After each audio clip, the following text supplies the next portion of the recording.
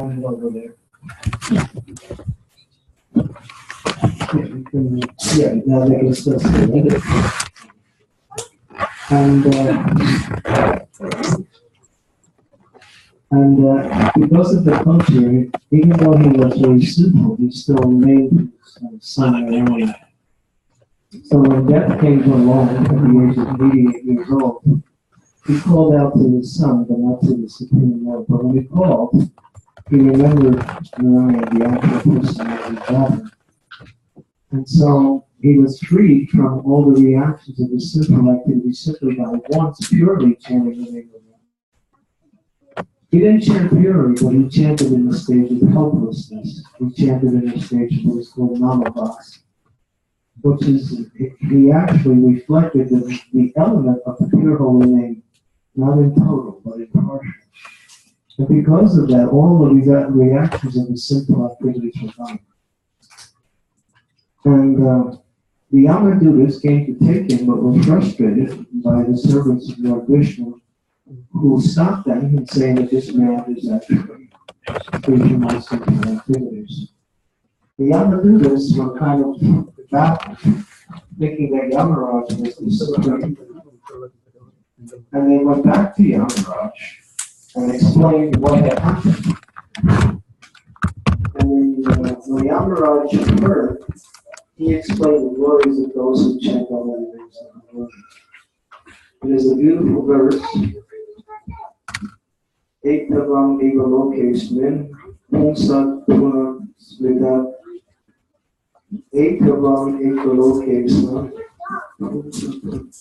Bhakti Yoga Bhagavati, Tam Namah Guhanari 6:322. 6:322. And in that, if you have the verse, we can 6:322. Ekam in the location, Pumsam. Can't remember the second one. Okay, we have it here. Ekam in the location, Pumsam Dharma, Parasmita, Bhakti Yoga Bhagavati, Tam. So here's the translation. Devotional service, beginning with the chanting of the holy name of the Lord, is the ultimate religious principles for the living entity in human society.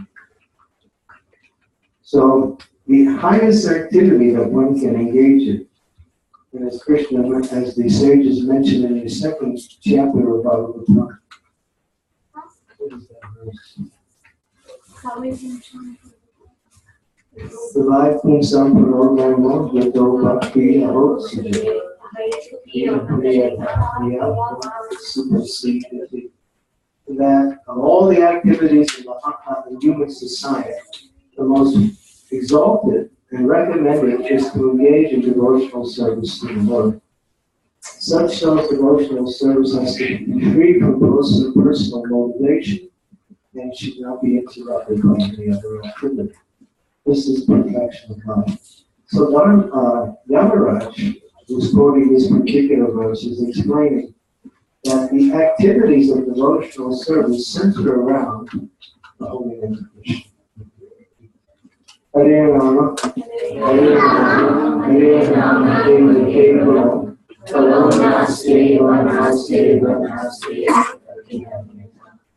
why is it mentioned 3 times?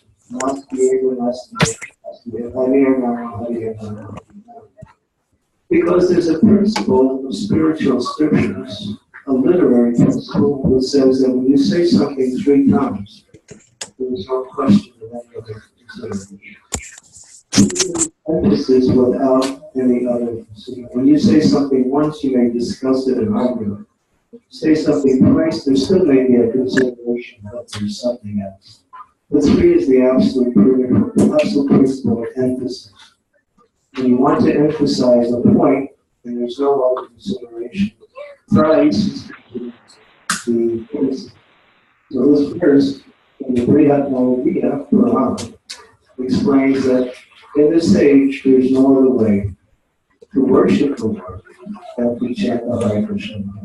Hare Krishna, Krishna Krishna, Hare Hare, Hare Rama, Hare Rama, Rama Rama, Hare Hare. Coming late, Nama Rupa, Krishna Avatar. So the Rupa of the Nam, the form of the Nam, is Krishna descended in this material life. So Krishna's name is Krishna. Nama Chintamani Krishna, Chaitanya Rasadeva. Dinna means different. Abdina means number. So Nam and Nami. So there's two things, Nam and Nami. Nam means the name, and Nami means he who is named. So he who is named and the name itself are Dinna. Now, question. Who is more merciful? Krishna or Krishna in the form of his name? No. So Krishna is the greatest form of the absolute truth, and he is the reservoir of mercy. But there's an extra element in the holy name of mercy that's not in the Krishna. So Krishna's name is even more powerful than Krishna. Why? Because if one transgresses religious principles, one cannot get free from that only unless they chant the holy name. Even through prayers offered to the Lord, one has to get the reactions unless they take the rectification of chanting the holy name. So the holy name of the Lord can relieve one from sin and purify one. We have the example of Rajamil, and who else is a primary example in the Shastras of somebody who is very, very degraded and chanted the holy name? Valmiki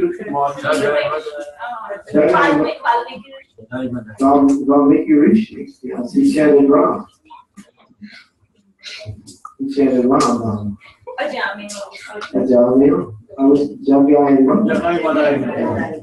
They were so sinful that Yamaraj, who was the Lord of Death, hired his secretaries to keep track of the sinful activities of these two personalities. Well, the king of all secretaries of Yamaraj is Chitragupta. So Chitragupta hired all these extra scribes to record Jagai Malai's sinful activities. When Yamaraj asked for a report of the sinful activities of Jagai Malai, one big question. We'll talk about get distracted. If you listen, I can, if you're talking, then that means you're not interested in the class.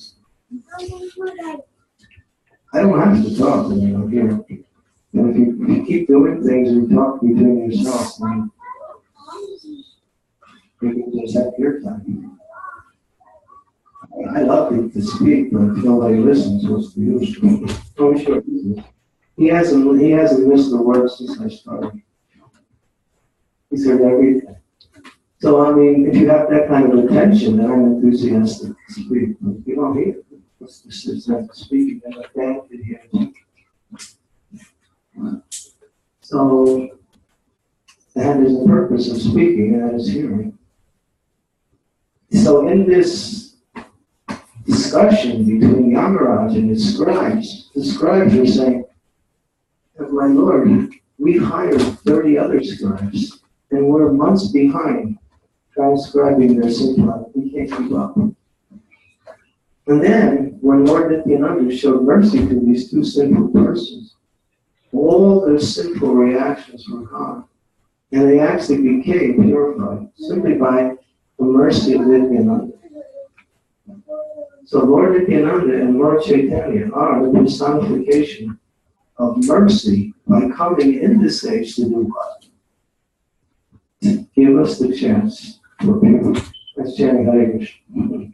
Hare Krishna, Hare Krishna, Krishna Krishna, Hare Hare. Hare Rama, Hare Rama, Rama Rama, Hare Hare. So, therefore, where can you search in the Vedas and find something more direct, more sublime, and more easy than chanting Hare Krishna? Sometimes people think, Hare Krishna, that's for old people.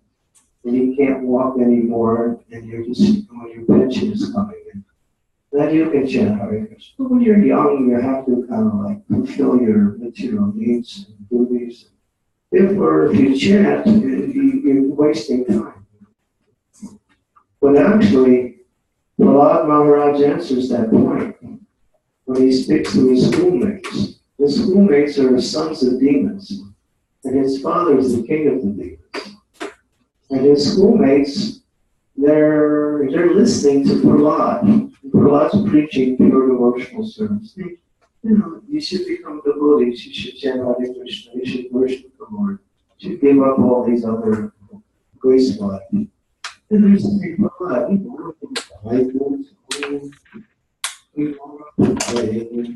And what you say is like it's very nice. But when we get old, we'll be Hare Krishna. It's not now.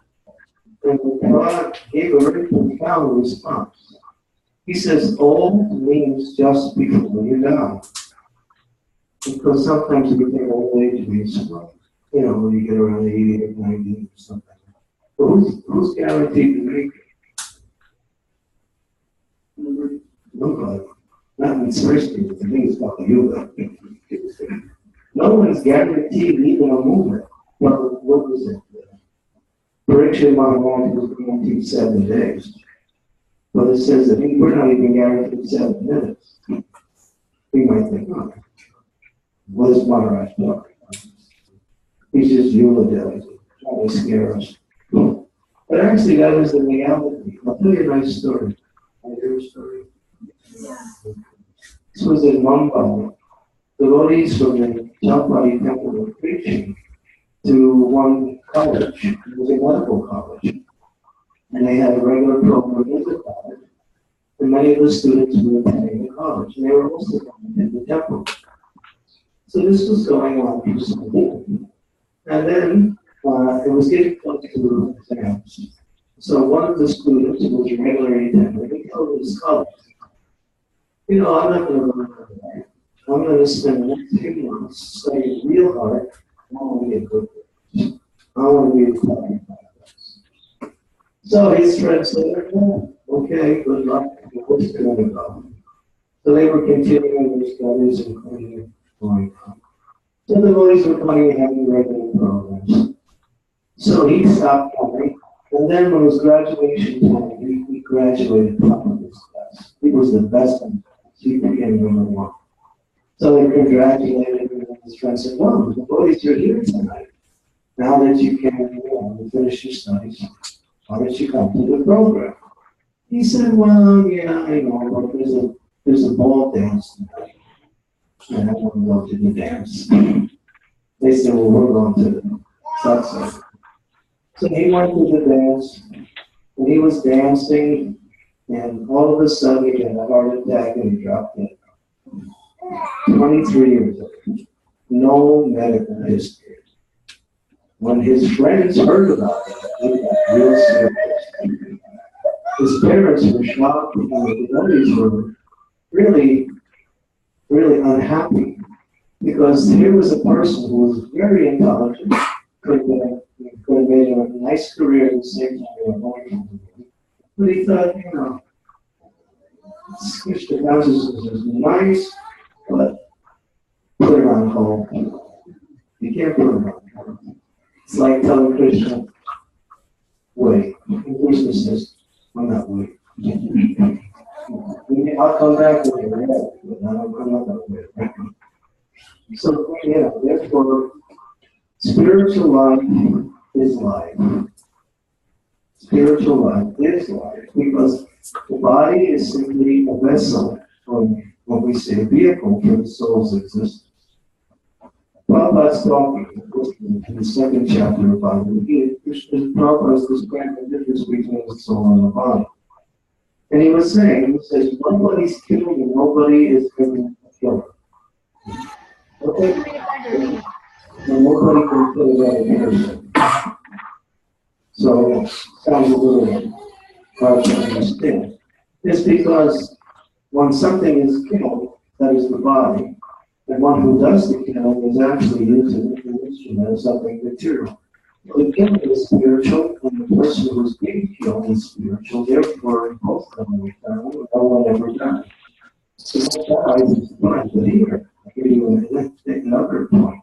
Is that the material body is never alive. Your body is always dead, but because you're in it, you're getting alive. When you leave it, that's called death. When you enter it, that's not death. When you enter it, it grows. When you leave it, it stops growing, it stops the function. So the soul can never be killed and the body isn't alive. So therefore, why waste so much time simply trying to decorate and put so much emphasis on the things related to the body that the neglect of our eternal relationship with Krishna, which is the foundation of our happiness. So we also have bigger responsibilities, but our spiritual responsibility is first, because that is our nature. Agato Brahma Jigyasa. The scriptures say eternal life means to find out God, understand your spiritual. This is the goal of your life. And whatever success you have in material life, you use to support your spiritual life. And to live happily in life. But it's not. But at the expense of spiritual life, it's like suicide. It's like I'll probably use the example of a lady who has a beautiful bird cage. The bird cage is so nice, it's colored blue, it's got so many curtains on it, decorated with flowers on the top, it sparkles. Every day she's shining the cage and making it look nice. She invites her friends, look at what nice bird cage I have. Her friends are saying, wow. One day she invites her friends and they say, hey, you know, the bird inside is dead. Oh, really? She forgot to feed the bird. She's interested in keeping the cage nice. So that's material life. We don't feed the soul, which is the person. The cage simply is a decoration. So therefore, Krishna, Lord Chaitanya, has come with a mercy. What is that mercy? Harinam. Harinam, Harinam, Harinam, Eva Kevalam, Lord Nasti Eva Nasti. Chaitanya Mahaprabhu repeated this over and over and over again. It's really hard to really understand how powerful Krishna's name is. Because Krishna's name in power is equal to him. Yes. Nam Namakari Bahuda Nitya Sarva Shaktis. Nitya Sarva, Sarva means all Shaktis, means on the energy. All the energies of Krishna are in the name. As one goes deeper into chanting the holy name, Krishna's the qualities of Krishna, the forms and names, the past, they all become revealed through the name. Krishna's name is the epitome of his mercy in this age. He gives himself to the holy name of Krishna. And it's not so hard to chant. Everybody can chant. Hare Krishna, Hare Krishna, Krishna Krishna, Hare Hare, Hare Rama, Rama Rama, Hare Hare. It's a matter of time. The more you emphasize chanting, the more Krishna will show his mercy. Say, oh, this person is serious. He really wants me. She really is interested in connecting with me. Therefore, let me give him, let me give them my mercy. So we have to show Krishna for eager. You can't just say, Krishna, I'm eager, but I'll see you later. There's an old saying, you're speaking so, your actions are so loud, I can't hear what you're saying.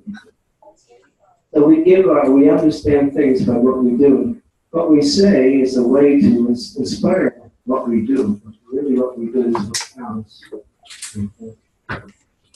So Krishna's mercy is really all-pervading. And Lord Chaitanya is really interesting. Because although he's Krishna, he has a certain element. He's determined to give you something even if you don't want it. He wants to give you Krishna even if you try to avoid it. Right? Many of you came from India, right, to come here and find some money, nice apartment. And then all of a sudden you run into Krishna. What happened? He's chasing you. He says, I will catch them. Even if they leave India, I'll catch them in other ways. They won't get away.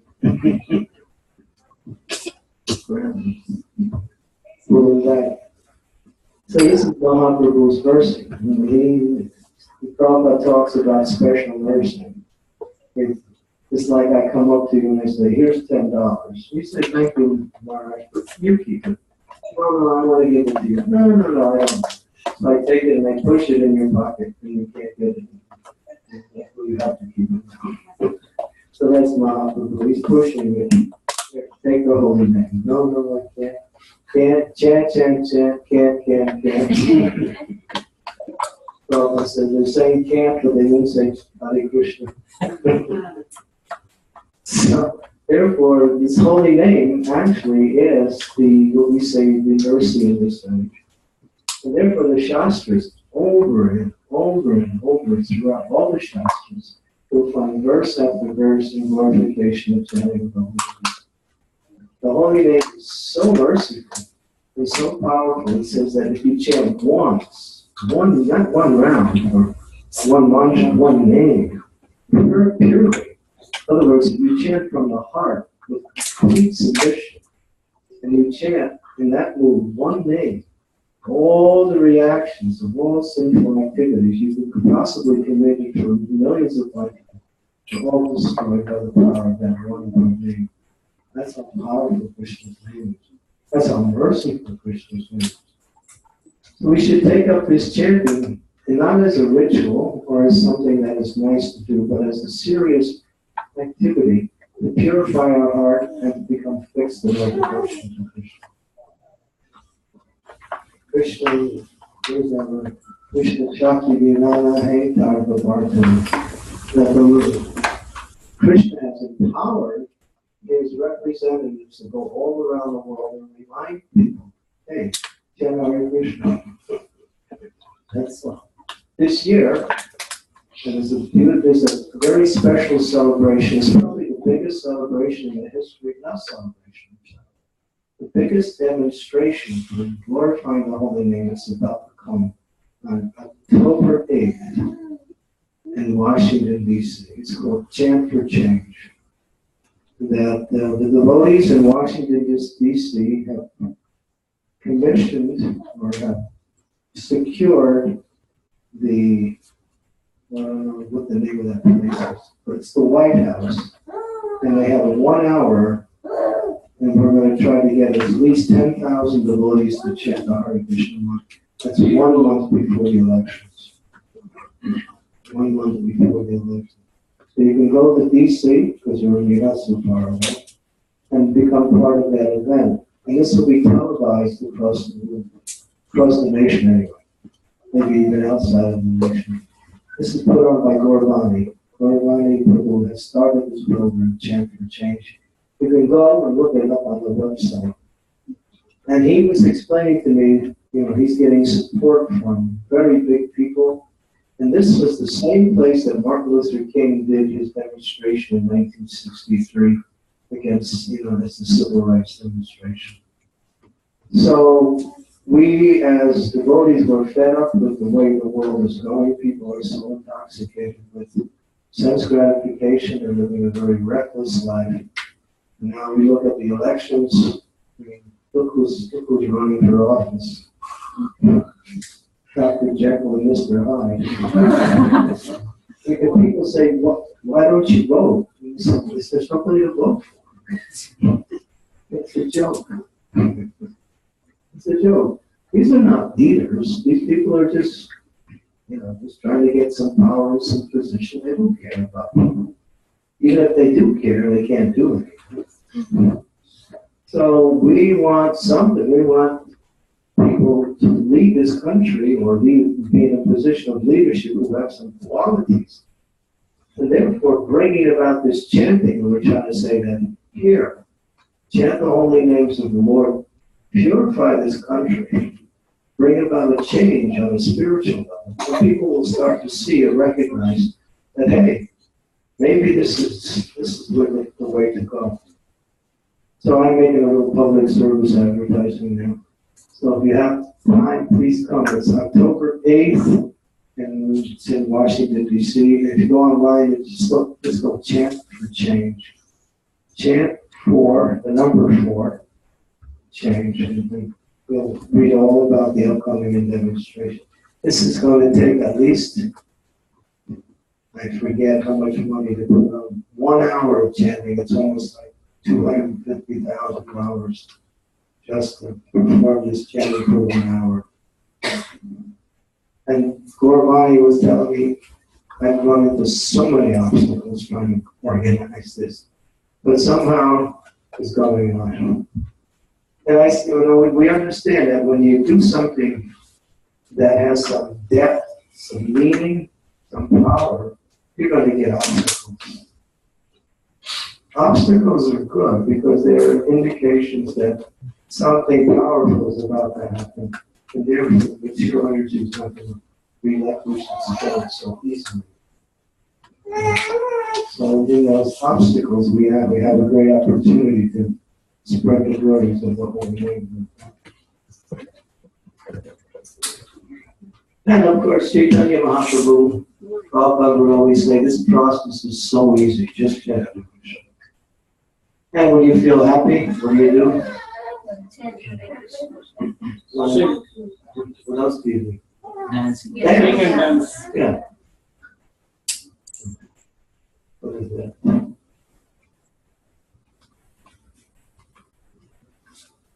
Chanting, dancing, what's the last one? Prashad. Okay. 3-part program. Not 2, but 3. Prashadam is also very powerful. Prashadam is Krishna. Somebody asked Prabhupada, can one eat prashadam only as a service and go back to God? And Prabhupada said, if that person realizes that Krishna is non-different with prashadam, then they can serve like that. That's the power of Krishna's prashadam. Because we offer the ingredients and make up the various kinds of foodstuffs. But when Krishna accepts that, he transforms that into something spiritual. And therefore, when someone tastes prashad, or in some way comes in contact with prashad, they become purified. Prabhupada said, the holy name, that is our weapon. Prashad is our secret weapon. So every army has the main weapons, but they always have the secret weapon that works and nobody even knows it's working. So prashadam is also there. And therefore, you'll find so many pastimes in Lord Chaitanya's movement of devotees taking prashadam. At the celebration of the disappearance of Srila Haridas Thakur, the Lord calls for a grand feast to celebrate Haridas Thakur's disappearance. The Lord was in such happiness, wanting to honor his pure devotion of Srila Haridas Thakur. The Lord Chaitanya sat everyone down and said, sit down.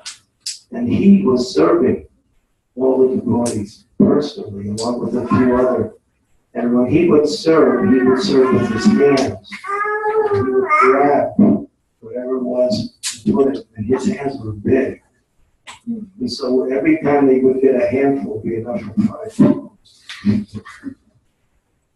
And the Lord was so happy. Finally, his leading devotee said, my dear Lord, it's nice you're serving, but no one's going to eat unless you sit down. So he decided to sit down just so the devotees would get the chance to take the shot. So you find in Lord Chaitanya's pastimes, what they would do? They would sing, they would dance, and they would take prashad. 3-part program like that. And Prabhupada said the formula is you sing for some time, and you get a little tired, you take prashad, you sit down, you take a little prashad, you get your energy back, and then you sing some. And then you dance some more, and you get a little tired. And after you get tired again, you take a little more prashad, and then you go back to sing. And this way you live your life. That's it. Chant, take a little prashad, continue to chant. Take a little rest in between. Oh my God. Prabhupada was saying, this movement, simply chanting, dancing, that's all. Basta. The always were saying, but Prabhupada, we have so many other chanting, dancing, that's all. Basta. Nothing else. But Prabhupada, that's all. There's nothing else. In other words, when you see that it's all glorification of the Lord, any activity you perform fits into one of these three categories. Chanting, dancing, and making Krishna Prashadam. So we have a wonderful, this is Goloka Premadana Harinam, Sankirtan. So Goloka is the spiritual, Premadana is that prema is coming from the spiritual world down to the material world, into the hearts of the pure devotees, and the pure devotees distribute that mercy in the form of this sanctified. So we come together, sing, dance, and offer nice prasadam Jagannath. It says that if you go to Vrindavan and you want to get the mercy of the Lord, you roll in the dust. The dust of Vrindavan is considered chintamani, can fulfill all desires. Vrindavan dust is none different than Krishna. Krishna still performed his activities all over Braj. So the dust of Vrindavan is this chintamani, can fulfill all your desires. If you go to Navadvip Dham, the place where Lord Chaitanya appeared, how do you become fully Krishna conscious? You chant the holy name.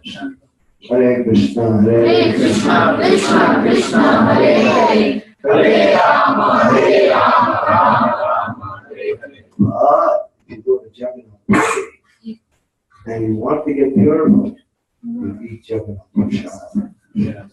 Jagannath Prasad is very powerful. Has anybody ever had Jagannath Prasad?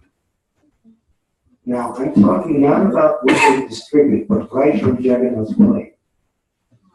You had it right from his plate. That stuff is pure chintamani.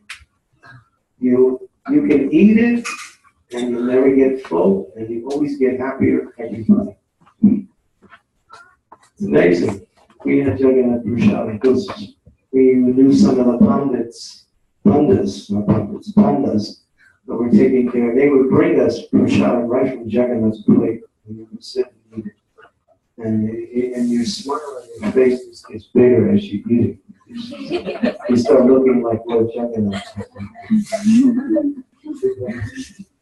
Wow, another Jagannath. Your arms are crawling into your body. So Jagannath Prasad is so powerful.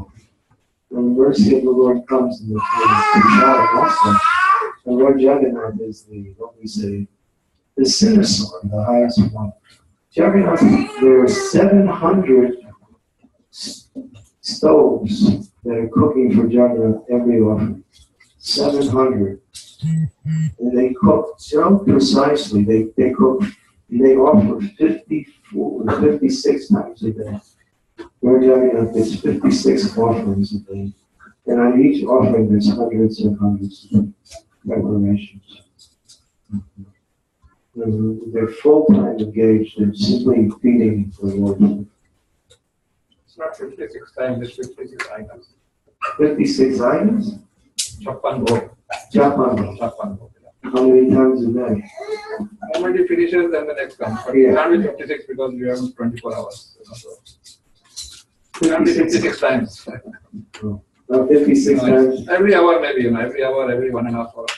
Because some time it takes to bring the bhoga, then it takes time to remove it and take it there. Then again they wash the floor and all, then again, like, and in the meanwhile the darshan is continuing, so that's also a challenge. So that's a lot. So this is Jagannath's birthday. Who's Jagannath? He's Krishna. He's Krishna. He's he who was Goda, he who was Krishna, is he who is Jagannath. They're all three of them. Non-different. So we went to Jagannath Puri in 2001 and 2006 and first saw the Rath Yatra. Beautiful.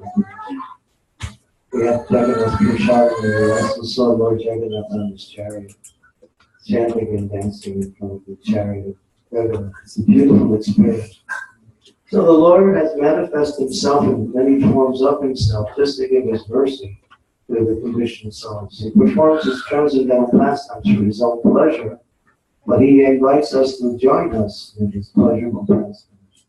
And part of that is to sing and dance. So we want to get attached to Krishna. So how do we get attached to Krishna? We do two things. You chant the holy names of the Lord as much as possible, and you eat only food offered to the Lord. You don't eat both. Even if you have to sacrifice a little bit, avoid eating foods cooked by non-devotees. Because foods cooked by non-devotees simply bring what we call sinful karma. You pick up their sinful activities. So therefore, when the devotees cook, they cook not for themselves, but they cook for the Lord. When the non-devotees cook, they cook for either themselves or for others. That Krishna says, Yajna Sanshistito Shanto, Unjite Sarva Kilpisa, Unjite Te Kampapa, Ye Pujatmanakarna. The devotees of the Lord are free from all sinful activities because they eat food first offered in sacrifice. Those who eat food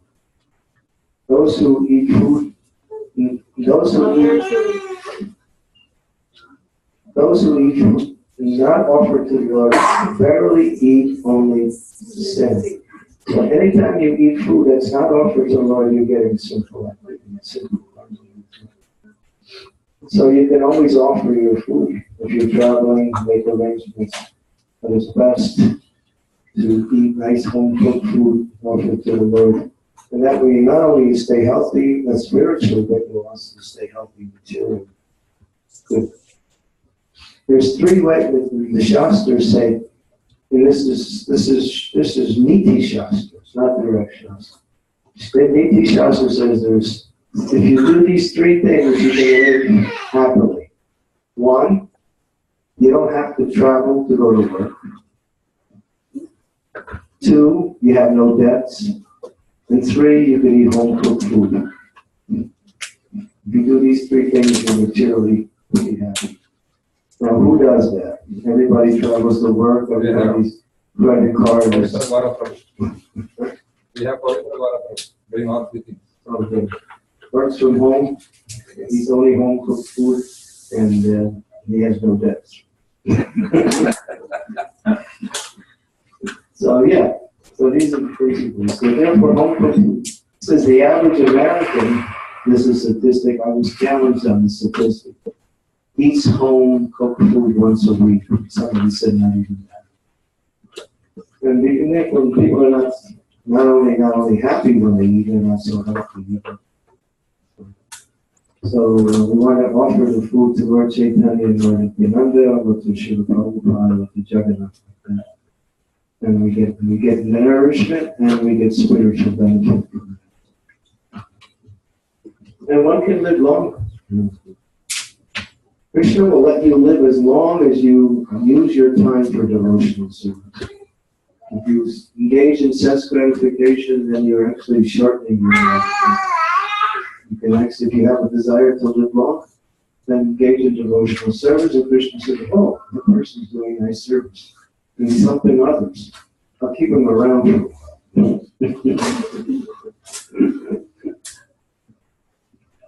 I'll keep him around for a while. So yeah.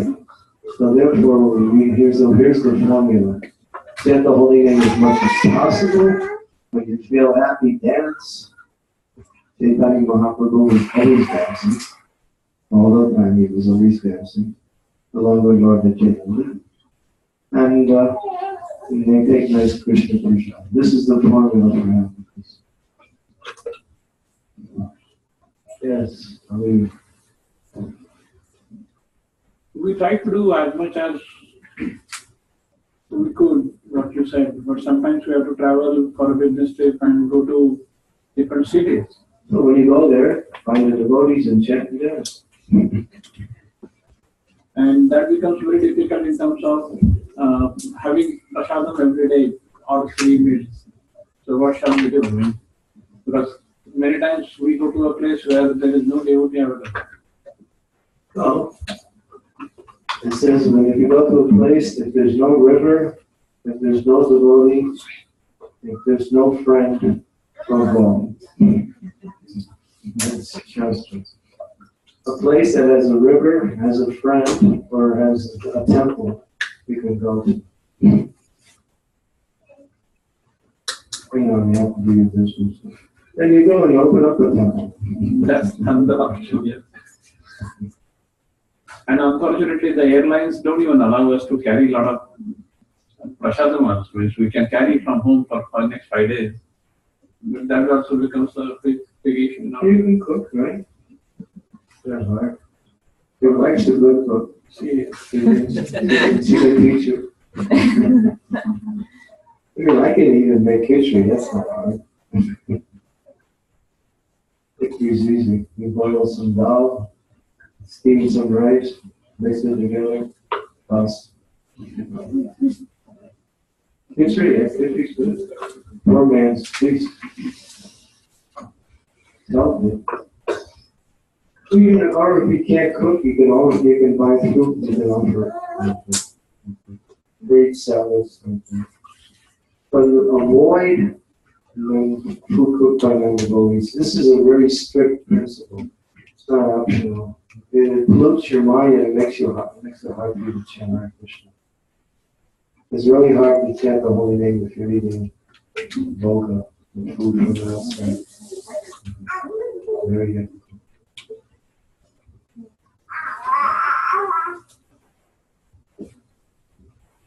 Second question, Maharaj. We talked about when soul leaves the body is dead. But nowadays they use organs from the body, like eyes and things like that, to replant in someone else's body. So is the organ still alive or it is not alive? Well, the Prabhupada answered this question. You can transplant different organs, but when the time is up for that body to decease, sometimes it's successful, sometimes it's not. So that body has a particular karmic lot. So when that karmic time is up, the transplant is there. If it's not up, it looks like the transplant is keeping him alive. Or the energy for the transplant is coming from the next soul where we are trying to replant it. And then the soul doesn't go from one body to another. The organs can move. The body soul stays in that one body. No, I'm not saying soul is migrating. I'm saying if the eye is taken from one and given to other, so the eye is getting actual energy from the soul where it is planted. Right. And that's how it is able to work. Yeah. All the organs of the body are energized by the presence of the soul. It's like you have a nice refrigerator, but if you don't plug it in, it has to be an energy source. But everything works when it's getting its power. So the energy source is the electricity. So the energy source in our body, which makes the body grow, and makes the body feel sensations also, is the presence of the soul. But the soul cannot be measured. Case or arba. It is 1/10,000th the size of the tip of a hair. So the scientists say we never saw the soul, but you can't see it because it's not seeable. If you take, the Shastras describe, if you take a hair and you cut that hair, top of that hair into 100 parts, you take one of those 100 parts and cut it into 100 parts again. That's the size of the soul. That means it's not seeable. It's not possible to do that.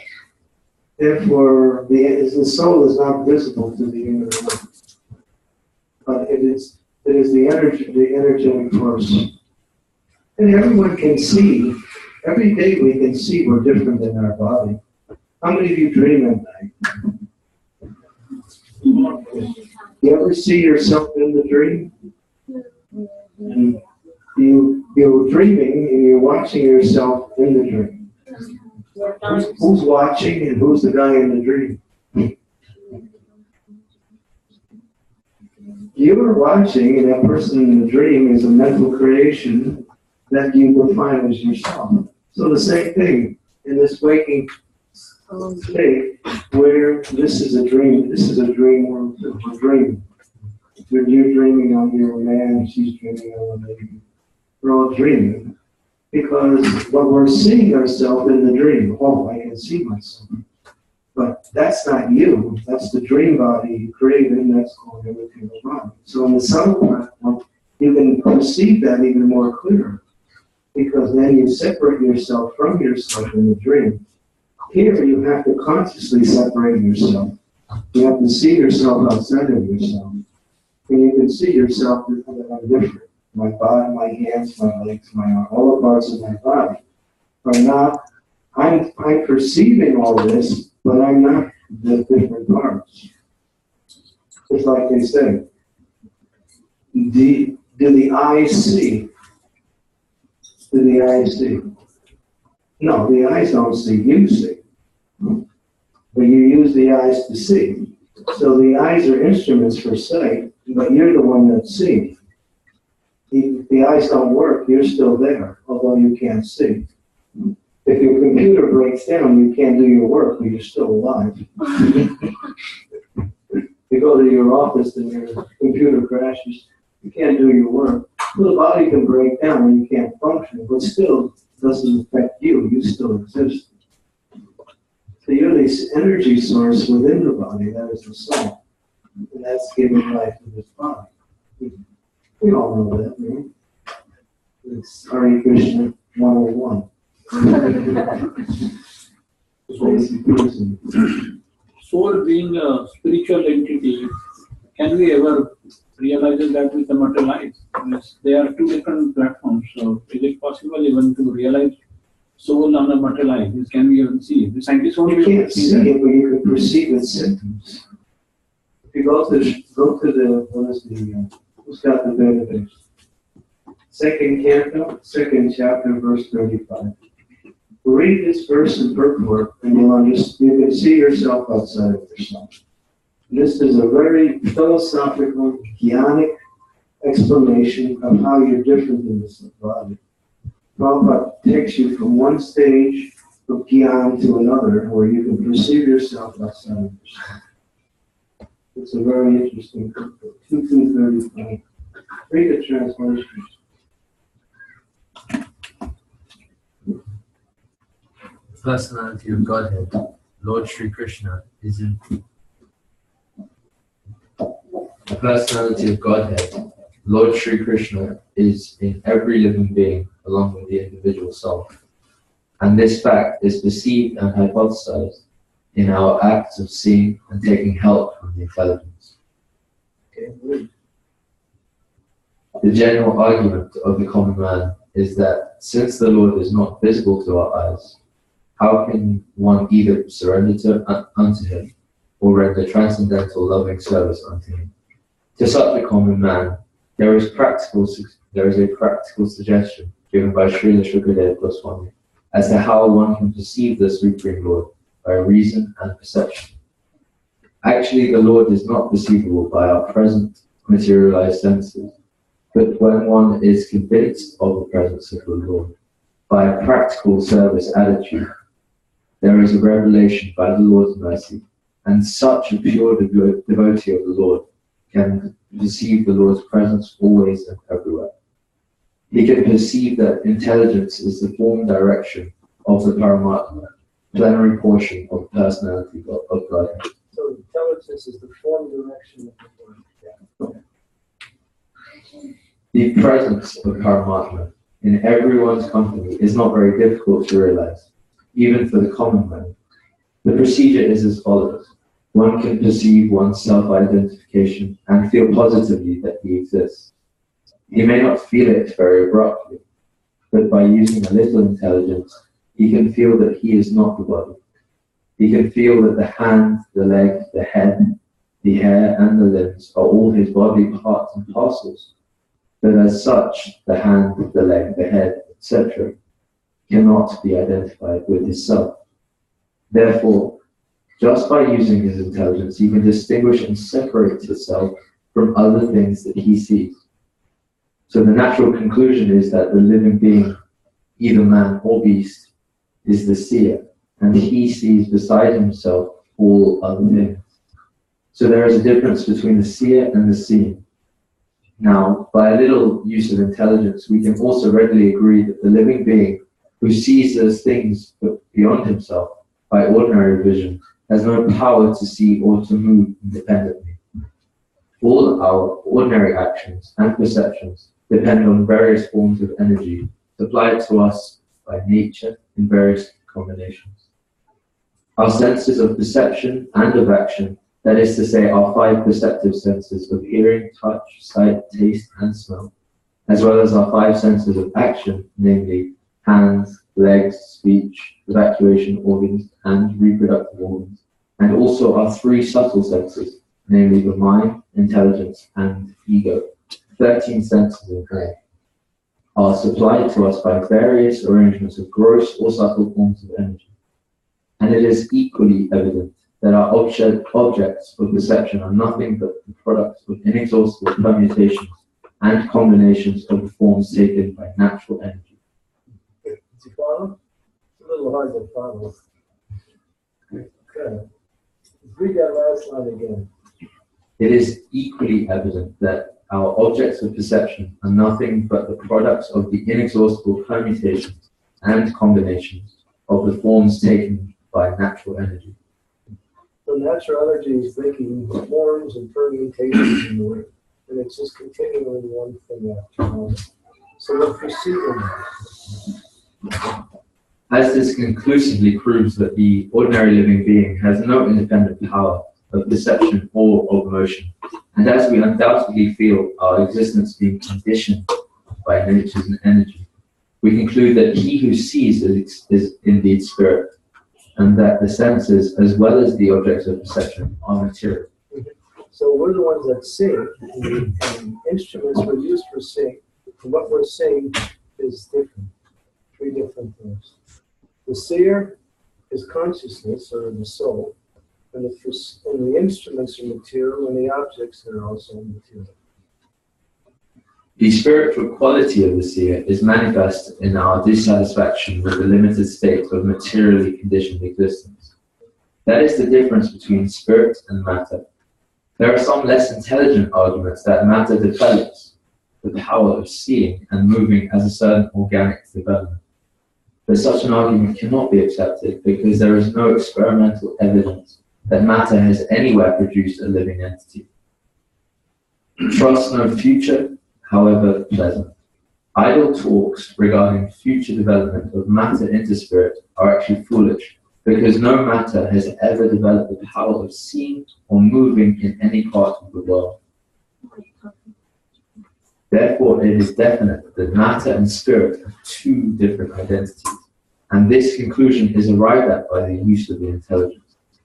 Now, we come to the point that the things which are seen by little use of intelligence cannot be animate unless we accept someone as the user or the director of the intelligence.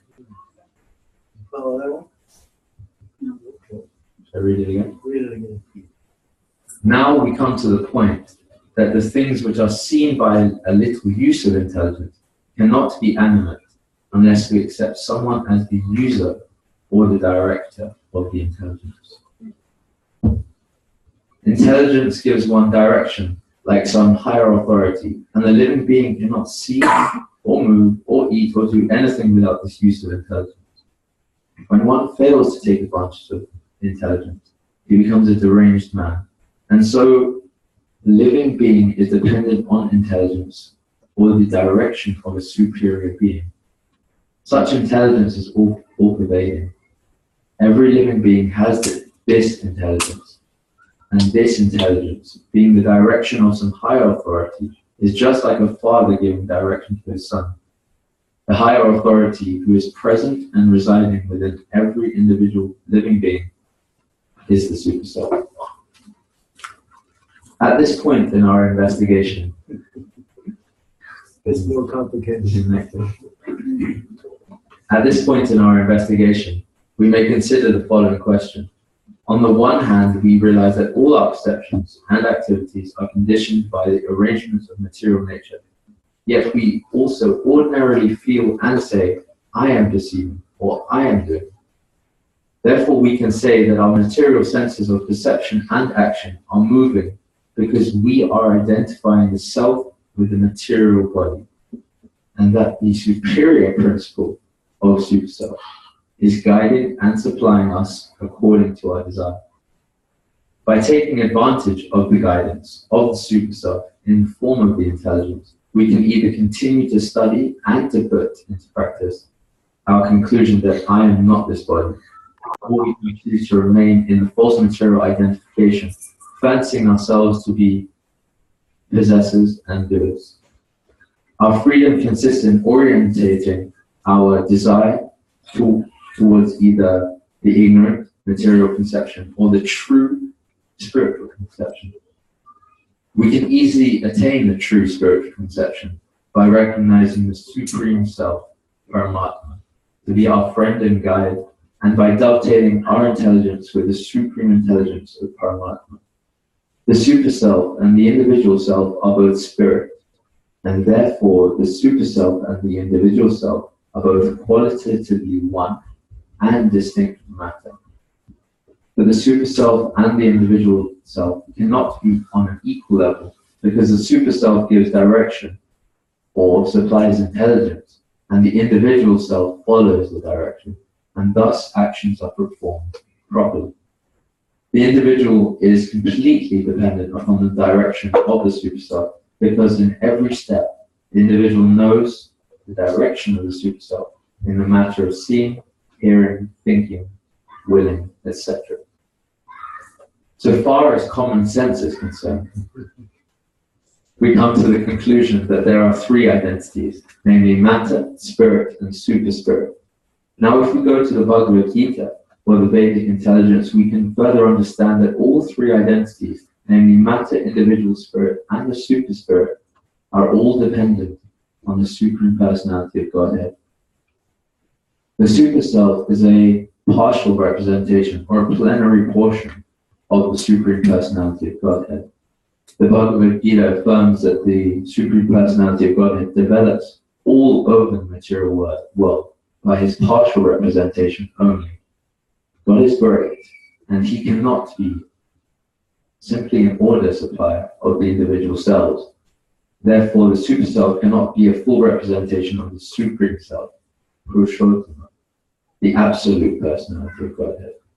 Realization of the Super Self by the individual self is the beginning of self-realization.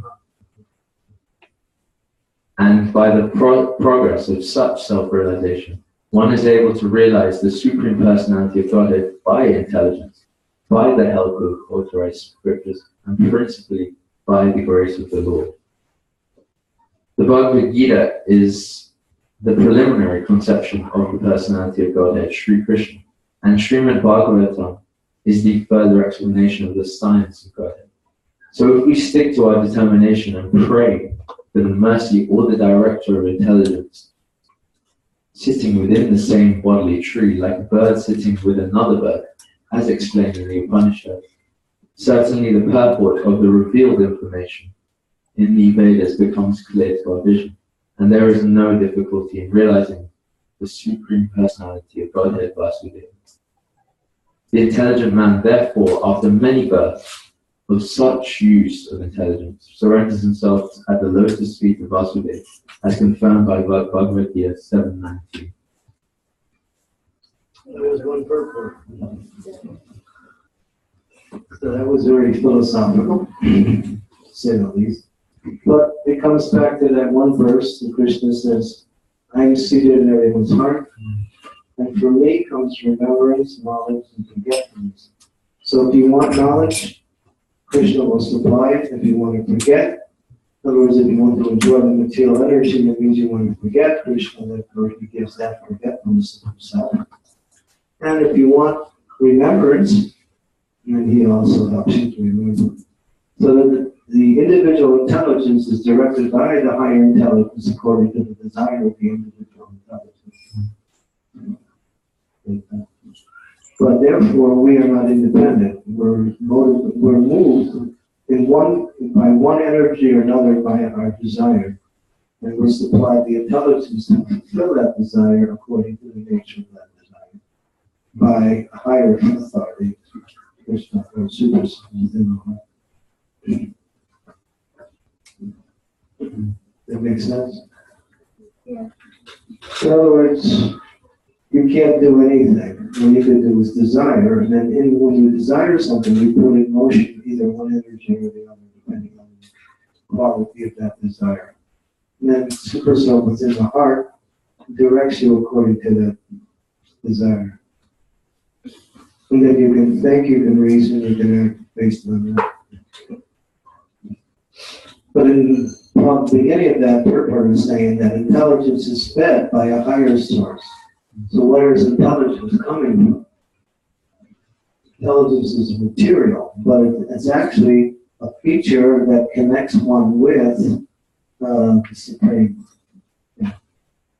So Rupa Goswami explains that the closest thing to the Lord is our intelligence. So when we use our intelligence, guided by Shastra and by Guru, then we actually open up the path of bhakti accordingly.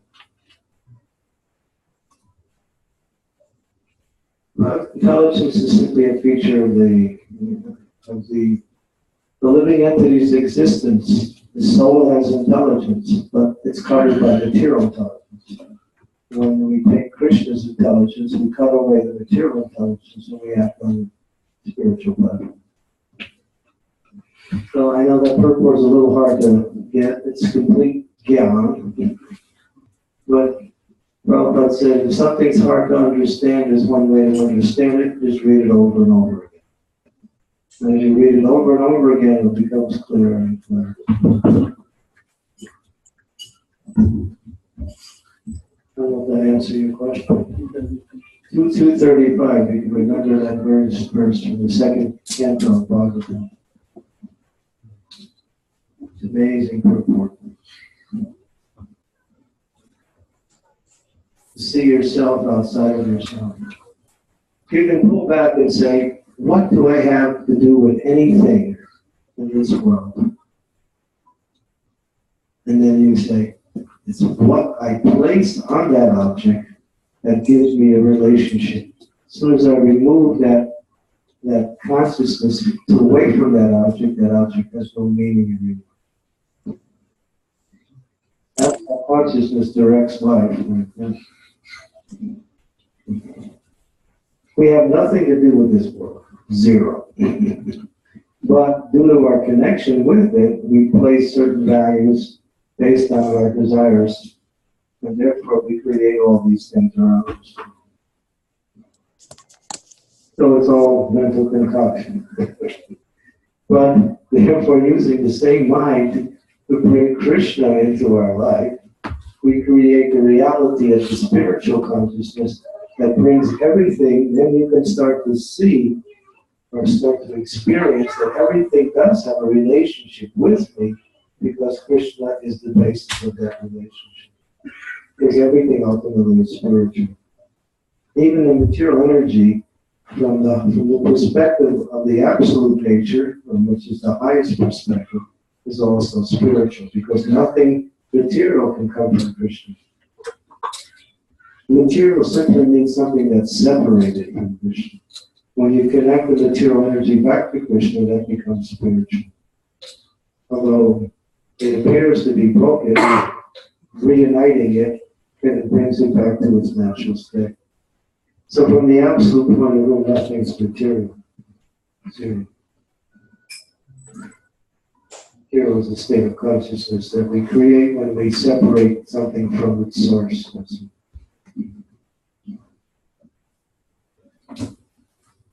So what you have to do is bring everything back to Krishna. And everything has value, has meaning. And it has, what we say, it also has three things. It's eternal, full of knowledge, and it's ananda. Everything becomes ananda again, because everything by nature is spiritual.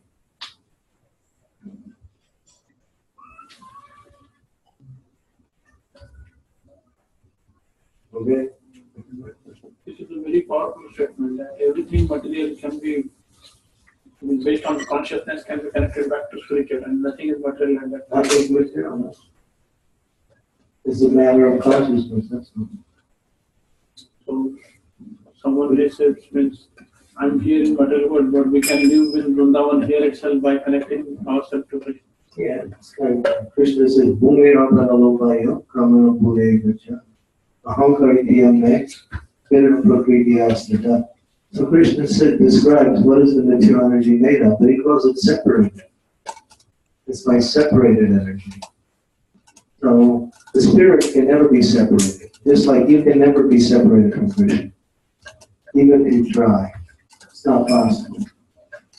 This is like if you go into the house and you say there's no sun outside, and you go in your room and pull down all the shades and close the door, you say there's no sun.